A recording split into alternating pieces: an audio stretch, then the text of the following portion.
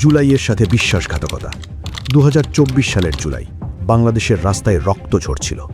ছাত্র, যুবক, সাধারণ মানুষ এক হয়ে স্বৈরাচারের বিরুদ্ধে লড়াই করেছিল। কোনো দলের ব্যানার ছিল না, কোনো জোট ছিল না, শুধু একটা দাবি ছিল: ন্যায়, সমতা, পরিবর্তন, বৈষম্যহীন বাংলাদেশ। এরপর 5ই আগস্ট 2024 প্রবল আন্দোলন ও চাপের মুখে সরকার পতন হয়।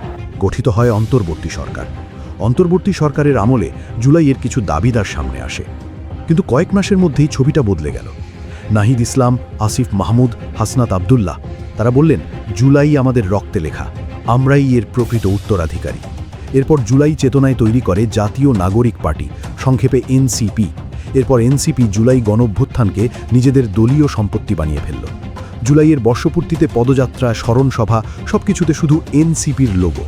প্রকৃত জুলাই যোদ্ধারা, যারা রাস্তায় গুলি খেয়েছিলেন, যাদের পরিবার আজও বিচারের অপেক্ষায়, চিকিৎসার অপেক্ষায় হাসপাতালে, তাদের কণ্ঠ ধীরে ধীরে চাপা পড়ে গেল। তাদের অবমূল্যায়ন করা হলো, শুধু ছবি তুলে প্রচার করা হলো। তারপর এলো দুর্নীতির অধ্যায়। অন্তর্বর্তী সরকারের সময় এনসিপির কয়েকজন নেতা উপদেষ্টা পরিষদে বসলেন। অভিযোগ উঠল চাকরি, বাণিজ্য, কমিশন, টেন্ডারে হস্তক্ষেপ। যারা দুর্নীতির বিরুদ্ধে রাস্তায় নেমেছিলেন, তারাই ক্ষমতায় এসে কোটি কোটি টাকার সম্পত্তির মালিক হয়ে গেলেন বলে খবর বের হতে থাকে পত্রিকায়, টিভিতে। জুলাইয়ের চেতনা যেন হাস্যকর হয়ে উঠল। সবচেয়ে বড় ধাক্কা এলো যখন এনসিপি জামায়াতে ইসলামীর সঙ্গে জোট করল। জুলাইয়ের শুরুতে যে দলের কোনো ভূমিকাই ছিল না, সেই জামায়াতের সঙ্গে হাত মিলিয়ে এনসিপি এখন জামায়াতের বয়ান দিতে শুরু করেছে। জুলাইয়ের চেতনাকে ধীরে ধীরে ইসলামপন্থী রাজনীতির ছাঁচে ঢেলে দেওয়া হচ্ছে। এই জোটের প্রতিবাদে এনসিপিরই 30 জনেরও বেশি কেন্দ্রীয় নেতা পদত্যাগ করেছেন।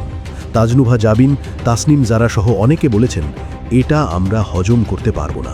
জুলাইয়ের শুদ্ধতা নষ্ট হয়ে গেছে। জুলাই গণঅভ্যুত্থান কোনো দলের পকেটে ঢোকানো যায় না। এটি ছিল গোটা জাতির লড়াই। যারা এই জুলাইকে দলীয়করণ করছে, দুর্নীতির সঙ্গে জড়াচ্ছে, প্রকৃত যোদ্ধাদের অবমাননা করছে এবং জামায়াতের বয়ানে পরিণত করছে, তাদের জন্য পরিণতি ভালো হবে না। জুলাইয়ের জনতা এখনও জেগে আছে। তাদের রক্তের ঋণ কেউ অস্বীকার করলে ইতিহাস কখনো ক্ষমা করে না।